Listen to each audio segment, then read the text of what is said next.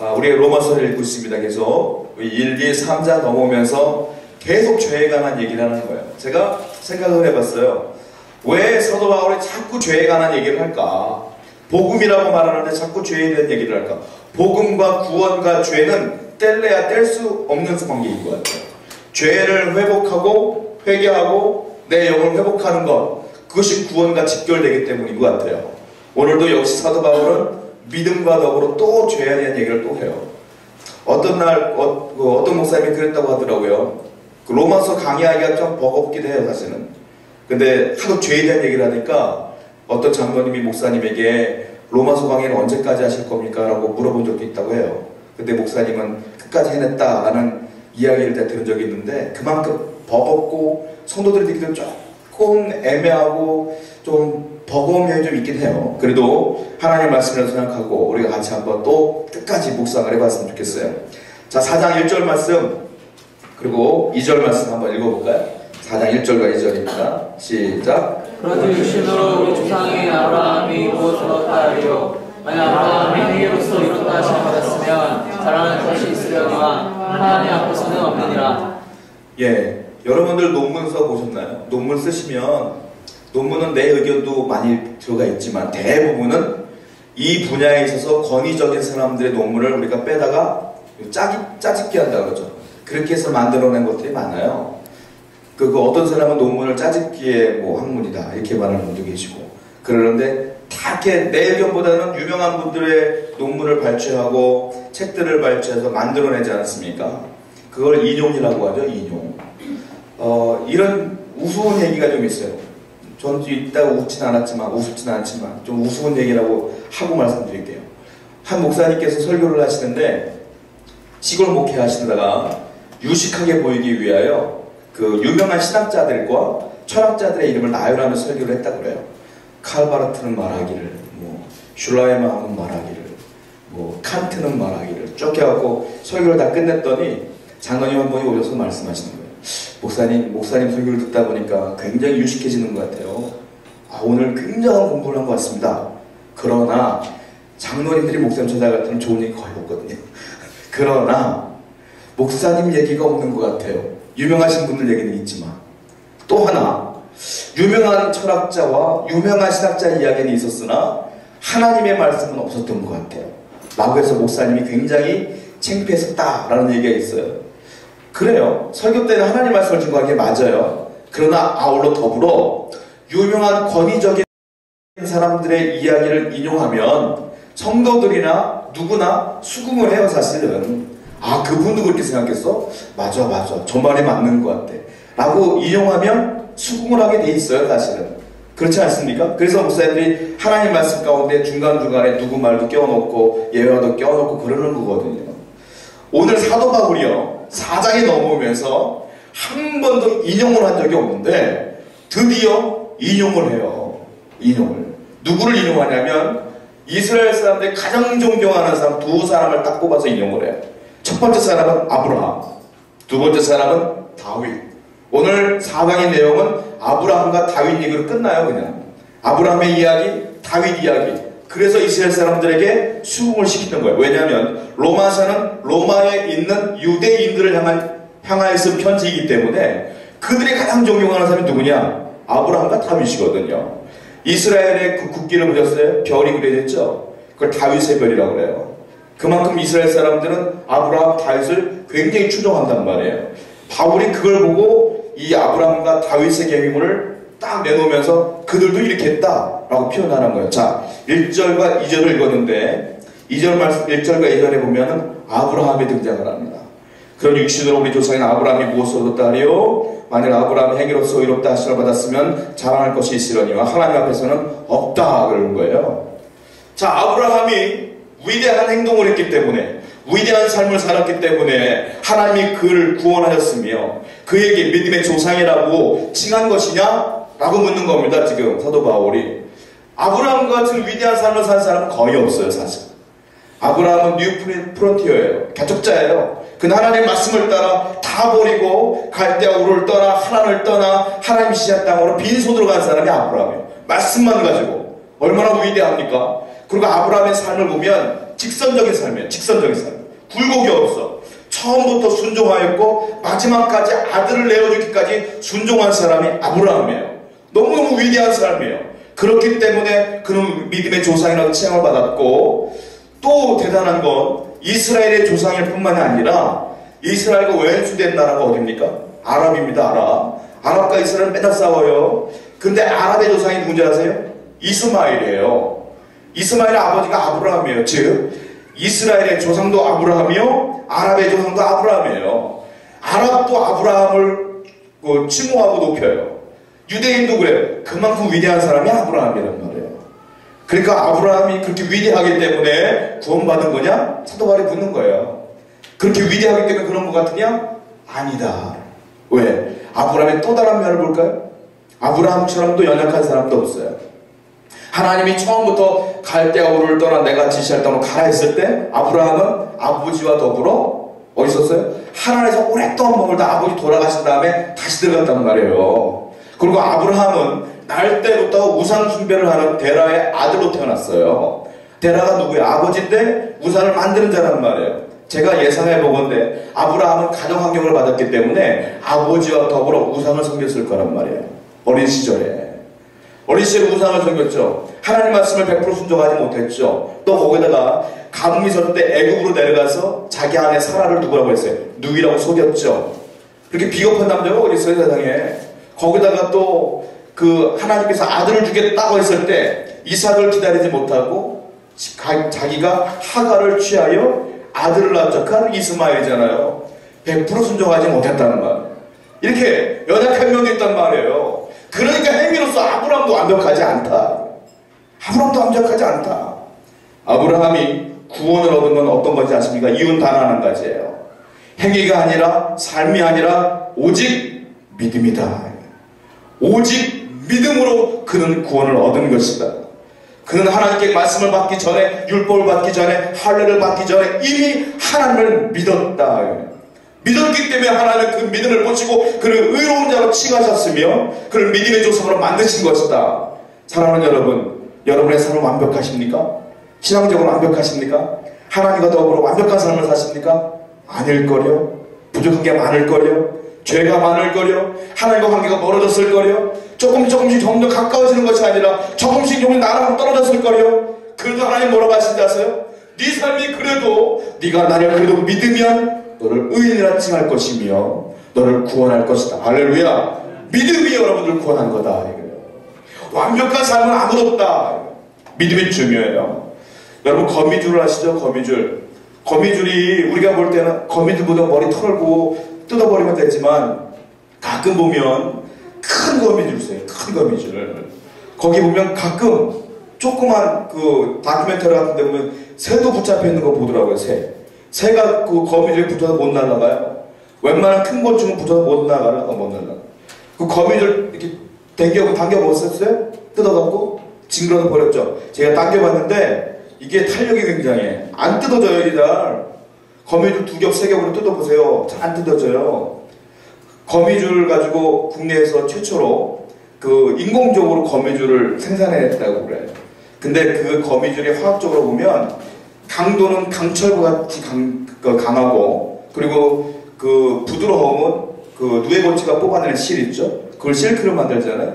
실크처럼 부드러운 면도 있대요. 그래서 인공적으로 거미줄을 양성한 다음에 이름을 줬는데 뭐라고 줬냐면은,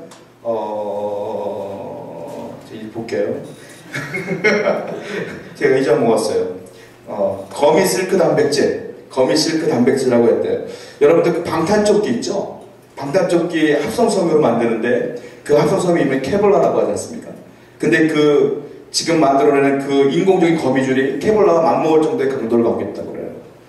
그런데 거미줄이 가늡니다. 아주 가늘어요.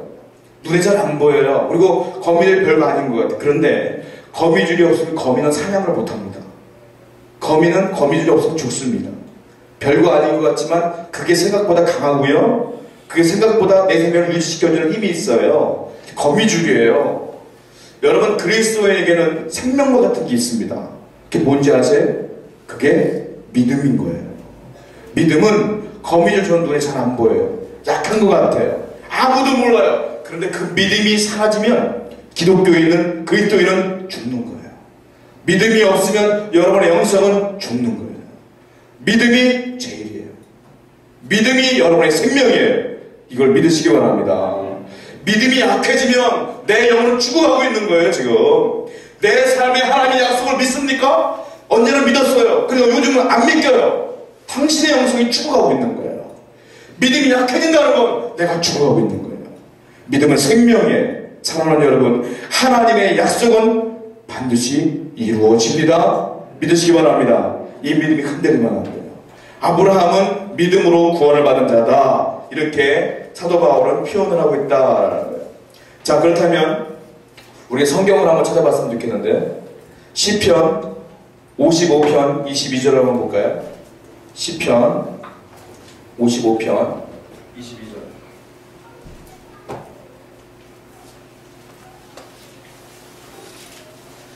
시편 55편 22절 한번 찾아보세요. 자, 한번 읽어보겠습니다. 시편 55편 22절 시작. 내 집을 여호와께 맡기라. 그가 너를 붙드시고 의인의 요동함을 영원히 허락하지 아니하시리로다. 다시 한번 읽을게요. 시작. 내 집을 여호와께 맡기라. 그가 너를 붙드시고 의인의 요동함을 영원히 허락하지 아니하리로다. 믿음이 뭡니까? 믿음이 뭐냐면 믿음이 바로 맡기는 거예요. 오늘 본문 3절을 보세요. 3절에 그 이유가 나와. 봅시다. 4장 3절. 로마서 4장 3절 시작. 성경이 무엇을 말하느냐? 아브라함이 하나님을 믿음에 그것이 그에게 의로 여겨진 바 되었다. 아브라함이 하나님을 믿음에 그것이 그에게 의로 여겨졌다 그랬어요. 아브라함이 하나님을 믿었어요. 그랬더니 저절로 의인이 된 게 아니라 잘 보세요. 누가 의인으로 만들어주냐면 그에게 의로 여겨진 바 되었다. 이 말은 아브라함이 주체적으로 의인된 게 아니라 하나님을 믿었더니 하나님이 의인으로 칭해 주신 것 뿐인 거예요. 내가 하나님을 믿었으면 내가 믿었기 때문에 와 완전한 의인이 된 게 아니라 하나님이 너가 나를 믿는구나. 그래 내가 너를 죄를 다 잊어먹고 너를 의인이라 내가 칭해 줄게 하고 나에게 말해주는 거예요. 이게 뭐예요? 인생의 주도권이 하나님께 넘어가는 거 아닙니까? 인생의 주도권이 넘어가는 거예요. 믿음으로 말미암아 그 믿음의 주체가 내가 능동적으로 믿음을 취하는 게 아니라 하나님이 나를 의인으로 만들어주는 거예요. 여러분 그렇습니다. 믿음의 사람은 어떤 사람인지 아세요? 내 삶의 주도권을 완벽히 하나님께 맡기는 거예요. 이게 믿음인 거예요. 여러분의 인생을 계획을 딱 짜고 그대로 살아가는 게 믿음이 아니라 믿음은 내 인생의 계획도 하나님께 맡기고 하나님께서 과정도 하나님께 맡기고 결과도 하나님께 맡기고 나는 현실을 성실하게 믿음으로 살아가는 것 이게 믿음인 거예요. 하나님께서 여러분의 인생을 책임지시는 거 할렐루야. 이게 내 인생을 주도권을 하나님께 맡기는 거예요. 여호수아 위대합니다. 그 자체가 위대한 장군이에요. 그는 검술에 능했고 머리가 지혜로워서 작전도 잘 짰던 위대한 사람이에요. 근데 여리고성이 전투에서 여호수아는 자기의 머리를 닫습니다. 지혜를 막습니다. 검술을 막습니다. 자기 힘을 발휘하지 않습니다. 뭐합니까? 하나님께 기도합니다. 하나님께서 뭐라는 거예요? 하루에 한 바퀴씩 여리고를 돌았습니다. 전쟁의 모든 걸 하나님께 이름하는 겁니다. 이게 주도권을 넘기는 거예요. 여러분들이 지혜가 있어도 할 수 있는 일이 있어도 그것 모든 것들을 하나님께 맡기는 것 이게 주도권을 넘기는 거예요. 다윗이 골리앗과 싸웁니다. 어떻게 싸웁니까? 골리앗이 나왔을 때 뭐라고 합니까? 너는 칼과 단창으로 나오지만 너는 칼을 의지하지만 창을 의지하지만 나는 만군의 여호와의 이름으로 나간다. 내 인생은 하나님 것이다. 주님 내 인생을 주관해 주시며 골리앗과 싸움에서 승리케 해주세요. 아무것도 없어. 돌멩이 5개 들고 주님만 믿고 나가는 거예요. 이게 주도권을 하나님께 넘기는 사람이에요. 찜질방 가보셨어요? 찜질방 가면 저 남탕밖에 못 가서 모르겠지만 남탕에는 이런 글씨가 써있어요. 지갑이나 귀중품은 카운터에 맡기십시오. 맡기지 않는 것은 책임지지 않습니다. 분실되면 책임지지 않습니다. 몇 학기로 써있나요? 궁금했어요. 귀중품은 카운터에 맡기세요. 맡기지 않는 건 책임지지 않습니다. 마찬가지예요. 내 인생을 믿으며 주도권하게 넘긴다는 건 뭔지 아세요? 내 인생을 내 귀중한 내 인생을 하나님께 맡기는 거예요. 그러면 내 인생을 하나님이 책임지시는 거예요. 내 인생을 안 맡기면 그 책임은 당신께 있는 거예요. 내 인생이 망해도 당신께 있는 거예요. 안 열려도 여러분께 있는 거예요. 그런데 내 인생이 깝깝해, 안 열려, 망할 것 같아. 난 지금까지 맡기만 살았어. 하나님께 책임이 있는 거예요. 우리 기도할 당당함이 있는 거예요. 할렐루야. 그러니까 믿음은 뭐냐? 하나님께 내 인생을 맡기는 거예요. 직장도 맡기고, 결혼도 맡기고, 가정도 맡기고, 내 인생 길도 맡기고. 그것이 중요하다. 이것이 중요하다. 10편 55편 22절 읽었잖아요. 내 짐을 여호와께 맡기라. 맡기라. 할렐루야. 그리고 인사했으면 좋겠습니다. 당신의 짐을 여호와께 맡기십시오. 인사하겠습니다. 당신의 짐을 여호와께 맡기십시오. 아멘. 또 하나 생각해 볼 게 있어요. 믿음이 또 뭐냐? 여호와께 주도권을 맡기는 거예요. 믿음은 또 뭐냐? 제가 자녀가 2명이 있는데 가끔 가다 보면은 기분 나쁠 때도 있어요. 왜냐면 저희가 방이 많지가 않아요. 방 2개인데 있다 보면 제 방이 있어요. 저만의 방이. 제가 이제 거기서 설교 준비하고 그러는데 가끔 얘하고 예린이가 제 방에 들어 문을 닫아버려요. 저를 못 들어오게 됐다고 나가라고. 네. 그거 내 방인데 내 방인데 마치 지네 방인 것처럼 당당하게 저한테 얘기를 해요. 조금 기분 나쁠 때가 있어요. 걔들 놀이 다 끝날 때까지 아무것도 못하고 가만히 있다가 나오면 제가 쓱 들어가는데 때로는 돈이죠. 돈, 용돈 갖고 와갖고 뜬금없이 1,000원 줘 그래요. 내가 너한테 돈 준 적도 없는데 왜 1,000원 줘? 내가 오늘 책을 한 권 읽었으니까 1,000원 줘. 내가 언제 약속했어? 줘. 그래서 줘요. 그러면 안 땡깡 부리니까. 그리고 그 아이들 유치원 다니고 그럴 때 그 돈은 다 어디서 나와요? 제가 냈어요. 근데 마치 굉장히 꾼돈 받는 것 좀 당당하게 살아갔던 애들. 제가 그 모습을 기억해요. 여러분들은 부모님께 어땠어요? 당당하게 요구하지 않았어요? 어린 시절 때? 지금도 부모님이 주시는 거 당당히 받잖아요. 믿음은 뭔지 아세요? 믿음은 내가 하나님의 자녀가 된 거잖아요. 그러면 자녀 의식을 갖는 게 믿음이에요. 근데 많은 사람들은 이 자녀 의식이 없어. 당당함이 없어. 하나님 앞에 당당하게 못 서. 내가 분명히 하나님의 자녀인데 당당하게 요구해야 되는데 제가 어저께 예배를 빠져서 제가 큐티하고 해놓고 못해서 제가 지금까지 전도를 한 명도 못해서 제가 하나님의 영광을 나타내지 못해서 기타 등등 상관없어요. 이미 여러분들은 하나님의 핏값을 들고 사는 하나님의 자녀인 줄 믿습니다. 당당함을 회복하시라고요. 믿음이 있는 사람은 자녀의식을 회복하는 거예요. 무디 선생님이 어느 날 설교를 하는데 한 아이가 인상 쓰면서 서 있는 거예요. 인상 쓰면서 딱 봐도 걔한테 문제가 있어. 얼굴이 그냥 시커매져갖고 인상 쓰면 인사를 하고 목사님 안녕하세요 인사하고 그 목사님이 며칠을 보다가 기분이 나빠서 이 무디 선생님이 소리를 질렀어요. 야! 인상 좀 펴! 너는 하나님의 자녀잖아! 뭐가 이렇게 힘들어? 소리를 뽀락뽀락 질렀대요. 그때부터 그 아이는 당당함을 가지고 웃으면서 목사님 안녕하세요. 목사님 안녕하세요. 문제는 누구나가 있어요. 저 문제 없는 것 같아요? 문제 많아요 저도. 여러분 문제 없어요? 다 있어요. 그래도 하나님의 자녀면 자녀의식을 갖고 당당해요. 하나님 나 하나님의 자녀예요. 나 이렇게 힘들어 죽겠어요. 힘들어 죽겠어요. 당당해요. 하나님이 해결하시든지 날 잡아가시든지 마음대로 하세요. 이게 믿음이에요.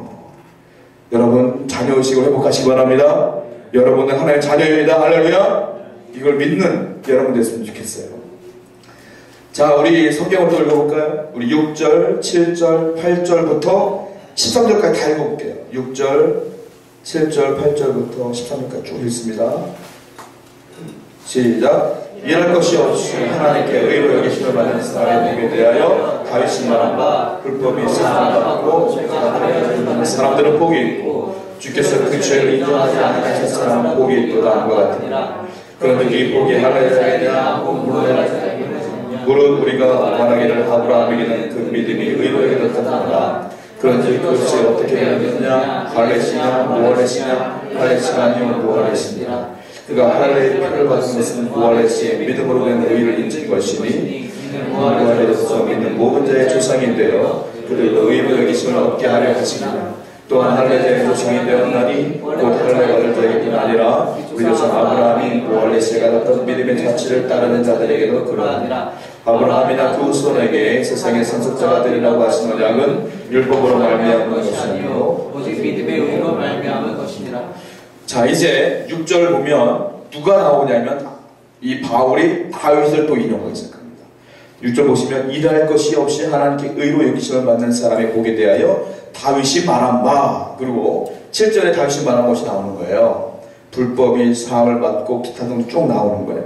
다윗에 대한 얘기예요. 자, 제가 서두에 말씀드렸어요. 이스라엘 사람들이 가장 위대하게 산 사람이 누구냐? 아브라함과 다윗이다. 증거가 있습니다. 마태복음 1장 1절 한번 찾아보세요. 마태복음 1장 1절 찾아보시겠습니다. 마태복음 1장 1절 찾아보세요. 자, 읽습니다. 시작. 아브라함과 다윗의 자손 예수 그리스도의 계보라. 뭐라고 처음 시작합니까? 아브라함과 다윗의 자손 예수 그리스도의 계보라.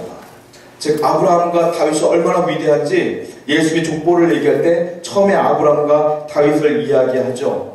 그런데 다윗 역시 사도 바울이 말하는 게 이렇게 위대하기 때문에 하나님 선택한 것이냐. 다윗의 얘기를 해볼게요.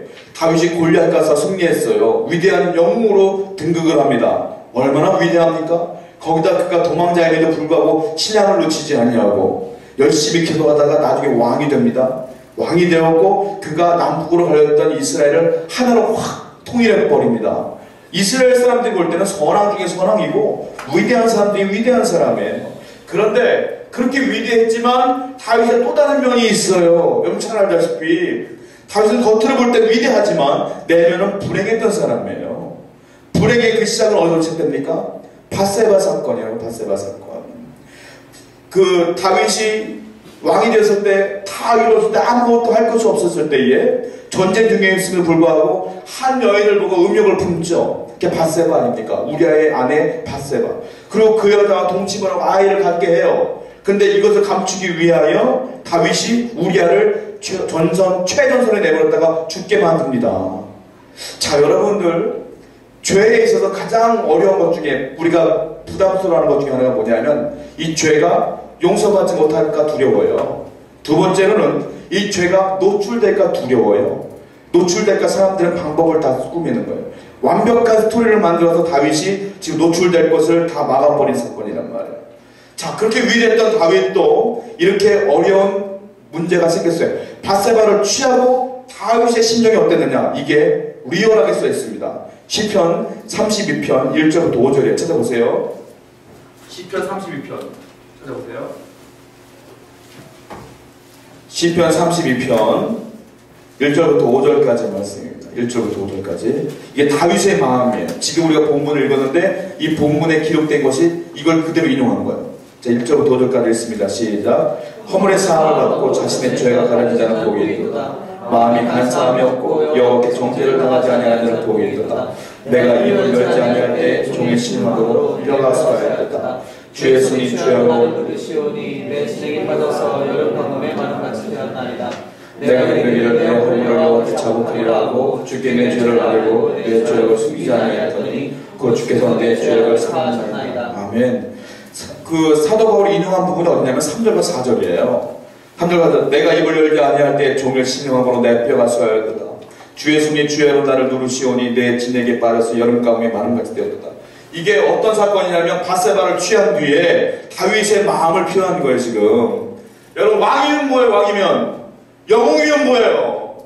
지금 다윗의 마음은 지옥인 것을 지금 이런 상황이라는 거예요. 그러니까 다윗이 스스로 고백하기로 내가 의로 내 행동으로 구원받은 게 아니다. 내 행복은 어디서 시작되느냐? 불행했던 다윗의 이 마음이 행복으로 바뀐 시점은 언제냐? 하나님께서 나단을 통하여 죄를 깨닫게 하시고 회개케 하시고 알게 하셨을 때에 다윗의 마음 가운데 기쁨이 흘러온 거예요. 다윗의 가장 행복한 때는 왕이 됐을 때가 아니에요. 영웅이 됐을 때가 아니에요. 내 죄가 완전히 용서받았을 때가 가장 행복했던 거예요. 여러분의 행복은 언제입니까? 내가 조금 일이 잘 안 풀려서 불행하십니까? 내가 원하는 대로 잘 안 돼서 불행하십니까? 그거는 다윗의 입장에서 볼 때 불행도 아닌 거예요. 가장 불행할 때는 내가 죄 가운데 용서받지 못한 자가 되었을 때 불행한 거예요. 내가 제일 행복할 때는 하나님의 은혜가 늘 흘러 넘쳐와서 내가 늘 회복되어지고 용서받을 때가 제일 행복한 거예요.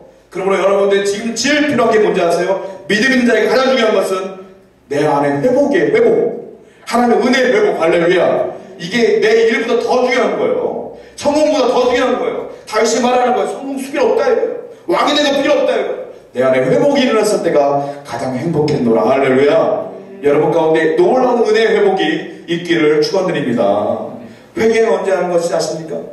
피아노 조율을 해보셨죠? 저는 기타 조율을 하는데 그 조율이라는 것은 음악회가 시작했을 때 조율하는 거 아니에요. 조율은 음악회가 시작되기 전에 조율을 하는 거예요.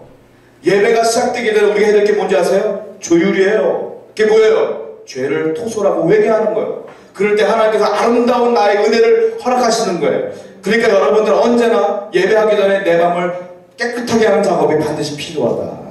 그럴 때 은혜 회복이 일어날 줄 믿습니다. 이런 놀라운 은혜가 있었으면 좋겠어요. 자, 시편 32편 1절 5절에서 보면 우리가 지금 말했던 내용을 기반으로 기억하시고 본문 말씀을 제가 읽어드릴게요.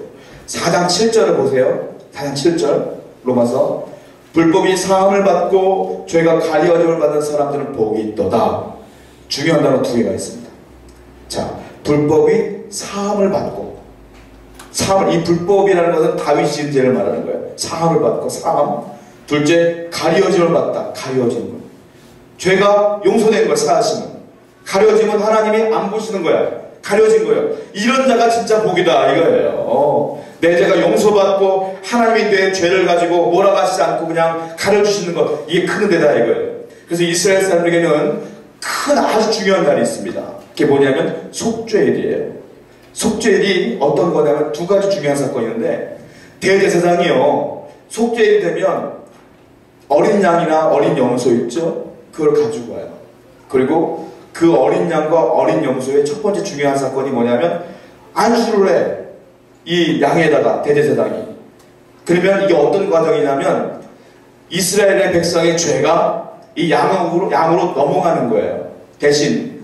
그리고 양을 어떻게 하냐면 광야를 끌고 가서 이렇게 놔줘요. 그 광야에서 양이 터벅터벅 걸어가다가 저 지평선 너머로 사라지지 않습니까? 그때 이스라엘 사람들은 환호성을 질러요. 우와! 내 죄가 용서받았다! 그러면서. 이게 대속죄의 제일 첫 번째 하는 일이고, 두 번째는 개인의 죄를 용서받는 거예요. 어떻게 하냐면 사람들이 자기의 재물을 갖고 와. 양을 갖고 오고 염소를 갖고 와. 그러면 그 사람 앞에서 그 양의 안수를 해요. 안수를 하고 그 양을 안고 대제사장이 장막으로 들어가요. 장막으로 양을 각을 떠. 자를 거 다 자르고 내장을 다 긁어내고 그리고 번제를 드려요. 그리고 피를 따로 받아요. 그리고 피를 들고 이 대제사장이 어디로 들어가냐면 그 성소로 딱 들어가면 그 성소 앞에 언약궤가 딱 있거든요. 언약궤. 자, 성경 퀴즈 한번 내볼게요. 주일학교 성경 퀴즈입니다. 못 푸는 거는 초등학교, 주일학교를 다시 들어가셔야 돼요. 자, 언약궤는 뭐가 들어가 있을까요? 세 가지야, 힌트.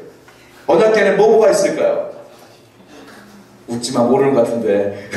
뭐 있을까요? 뭐 있을까요? 깨어진 두 돌판이 있어요. 또 하나는 뭐가 있을까요? 뭐라고요? 할아버지 지팡이요? 무슨 지팡이요? 아론의 쌍난 지팡이 들어있어요. 또 마지막 뭐요? 밥 들어있어요? 밥? 뭐 들어있어요? 과자?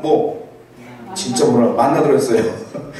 자, 감사합니다, 집사님. 큰일 날 뻔했네. 아론의 그 깨어진 두 돌판과 아론의 쌍난 지팡이와 만나가 들어있어요. 왜 세 개가 들어있을까요? 이거는 이스라엘의 대표적인 죄를 의미해요. 뭐냐면 그 언약궤 안에 깨어진 두 돌판은 하나님이 주신 거잖아요. 율법을 주신 거잖아요. 이 모세가 그걸 던져버려서 깨트렸단 말이에요. 그러니까 이건 어떤 죄냐면 하나님의 말씀을 깨트린 죄, 율법을 깨트린 죄를 의미하고요. 아론의 쌍난 지팡이는 어떤 거냐면 아론이 뭐 했어요? 나중에 모세가 하나님과 대면하고 있을 때 우상을 만들었지 않습니까? 그래서 이게 뭐냐면 하나님의 권위에 도전한 죄. 이게 의미가 있어요. 그리고 만나는 뭐냐면 하나님이 배고파하는 백성들에게 축복으로 만나를 내리셨잖아요. 근데 이스라엘 사람들이 만나를 먹다 말고 질리니까 원망으로 바뀌었어요. 왜 이것만 주냐고. 그래서 축복을 원망으로 바꾼 죄. 이게 대표적인 죄예요. 여러분 말씀을 깨뜨렸어요? 여러분 그리고 하나님의 권위에 도전했어요? 하나님이 여러분을 축복했어요. 분명히 믿습니까? 그런데 어느 순간부터 원망이 튀어나오기 시작해요? 그것도 죄예요. 내가 말짱히 살아있는 것 자체가 은혜예요. 내가 일하고 있는 것도 은혜예요. 근데 그것도 맨 처음에 은혜롭게 하나님 감사합니다 했다가 어느 순간 조금 뭐가 안 풀리면 원망하게 바뀌고 이것이 죄라요. 그 언약궤 안에 그 들어있어요. 근데 그 뚜껑이 있어요. 뚜껑. 언약궤를 덮은 뚜껑. 그 뚜껑을 뭐라고 하냐면 시은주라고 그래. 시은소. 그리고 은혜의 보좌라고 그래. 그리고 거기다가 뭐 하냐면 가져온 피를 대장에 뿌려요. 뚜껑 안 열어. 거기다 뿌려요. 그러면 어떤 일이 벌어지냐면 하나님이 그 피를 보시고 그들의 죄를 용서해 주는 거예요. 여기서 중요한 키포인트예요. 뭐냐? 하나님은 그 뚜껑 속에 있는 걸 안 봐요. 그 뚜껑 위에 피만 보는 거예요. 이게 하나님의 은혜예요. 내 안에 죄를 보는 게 아니라 예수의 보혈로 덮어있는 내 겉모습만 보시고 하나님 용서해 주시는 거예요. 이게 은혜인 거예요. 할렐루야. 여러분의 속을 다 들어보면 용서받을 만한 게 하나도 없는 거예요. 그럼 내가 믿음으로 예배하고 하나님 보좌 앞으로 진심으로 나가면 하나님 그 모습 보시고 그냥 용서해 주시는 거예요. 이게 은혜다.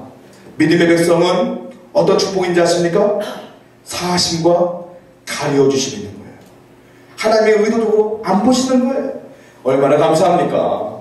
이것이 믿음의 사람의 하나님의 큰 은혜인 줄 믿습니다. 여러분들 그 세례가 중요합니다. 우리 조충 형님이 세례 받으셔야 되는데 가장 중요한 게 어떤 문제가 있었냐면 세례 받고 여러분들 이런 질문 해보셨어요? 세례 받고 죄를 지으면 용서받을까요? 못 받을까요? 세례를 받고 세례를 받기 전에는 내가 회개하고 세례를 받았어. 그 다음에 똑같은 죄를 졌어. 용서받을까요? 못 받을까요? 이게 1세기 초대교회 때는 굉장한 문제였던 거야. 굉장한 문제였던 거야. 그래서 사람들이 이런저런 이론이 나왔는데 3세기 노바티아냐라고 하는 사람들은 뭐라고 말했냐면 세례를 딱 받으면 절대로 그 뒤에 있는 죄를 용서받을 수 없다. 그랬어요. 그래서 사람들이 어떻게 세례를 받았냐면 죽기 바로 직전에 세례를 받았어요. 임종세례가 유행했어요. 그 당시에. 왜? 세례 받아봐도 또 죄를 짓고 똑같아지니까 세례를 안 받고 막 놀다가 나중에 죽기 전에 병석에 누웠을 때 목사님 세례해주세요. 그럼 세례 받고 죽는 거야. 그게 유행했어요. 이게 극단을 빠진 거죠. 그러니까 내 맘대로 하겠다는 소리잖아요. 근데 이제 로마에 사는 허마라고 하는 분이 목양서를 썼는데 거기에 그분은 뭐라고 썼냐면 세례를 받고 딱 한 번 용서받을 수 있다 했어요. 딱 한 번.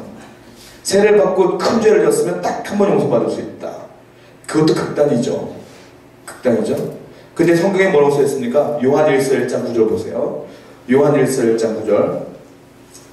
찾아볼게요. 요한 1서 1장 9절. 자, 유다서 앞에 있습니다. 요한 1서 1장 9절. 자, 읽어볼게요. 시작. 만일 우리가 우리 죄를 자백하면 전 믿으시고 의로우사 우리 죄를 사하시며 우리를 모든 불의에서 깨끗하게 하실 것이요. 우리 죄를 자복하면 그냥 용서해 주신다는 거잖아요. 그러니까 또 많은 사람은 또 이걸 또 오해해서 막 죄를 짓고 또 하나님 용서해 주세요. 나 용서 받았어. 또 죄를 짓고 또 이렇게 또 양땅에 빠진 거야. 대충 사는 거야, 이 사람도. 여기서 말하면 그건 아니에요. 여러분들 진리는 뭔지 아세요? 극단과 극단 사이에 있는 게 진리거든요, 항상. 그러니까 이 성경 말씀은 뭐예요? 죄를 받고 죄를 지어도 네가 간절하게 회개하면 용서를 주신다 이거예요. 내가 항상 은혜를 주신다 이거예요, 하나님께서는. 그런데 그렇다고 막 살면 안 되는 거죠. 성실하게 살아야 되는 거죠. 그런 의미예요. 여러분, 우리의 가장 큰 축복이 있다면 하나님의 내 죄를 언제든지 용서해 주는 거예요. 그러니까 여러분 당당하게 여기 서 있는 거지 않습니까? 마지막으로 예수님께서, 우리 주님께서 최고의 완벽한 처방전을 내렸어요. 믿는 사람들에게. 그게 뭡니까? 마지막으로 한글 찾고 마칠게요. 베드로전서 1장 12절, 1장 2절입니다. 베드로전서 1장 2절. 베드로전서 1장 2절. 베드로전서 1장 2절. 읽어볼게요. 시작. 그 하나님 아버지의 미리 아심을 따라 진영이 거룩하게 하심으로 순종함과 예수 그리스도의 기쁨을 얻기 위하여 택하심을 받은 자들에게 편지하노니 은혜와 평강이 너희에게 더 많을지어다. 베드로가 뭐라 합니까? 크리스천들을 향하여 뭐라고 합니까? 예수 그리스도의 핏뿌림을 위하여 선택받은 사람들. 우리는 주님의 핏뿌림을 위하여 선택받은 사람들이에요. 이 핏뿌림이 뭐예요? 예수님의 보혈이에요. 보혈. 나를 위해 십자가에 돌아가신 예수님의 보혈. 마지막 완벽한 처방전은 뭔지 아세요? 네가 뭘 믿어야 되느냐 이거예요. 그렇다면 너희가 뭘 믿어야 되느냐? 믿으면서 너의 주도권 하나님께 맡기자. 그래. 그리고 네가 믿으면서 선하게 살지. 그래, 마지막에 네가 뭘 믿어야 되느냐 이거예요. 예수의 보혈. 이것이 완벽한 처방전이에요. 이걸 믿는 자는 하나님께 인생을 주도권을 맡길 것이며, 이걸 믿는 자는 그 믿음이 생명줄이 될 것이며, 이걸 믿는 자는 시시때때로 하나님의 은혜가 넘칠 줄로 믿습니다. 할렐루야. 이것이 예수의 보혈의 완벽한 처방전이에요. 오늘도 주님의 보혈이 여러분 가운데 흘러 넘쳐서 한 분 한 분 머리에 하나님 터치하시는 귀한 역사가 나타날 줄로 믿습니다. 이렇게 기도하겠습니다.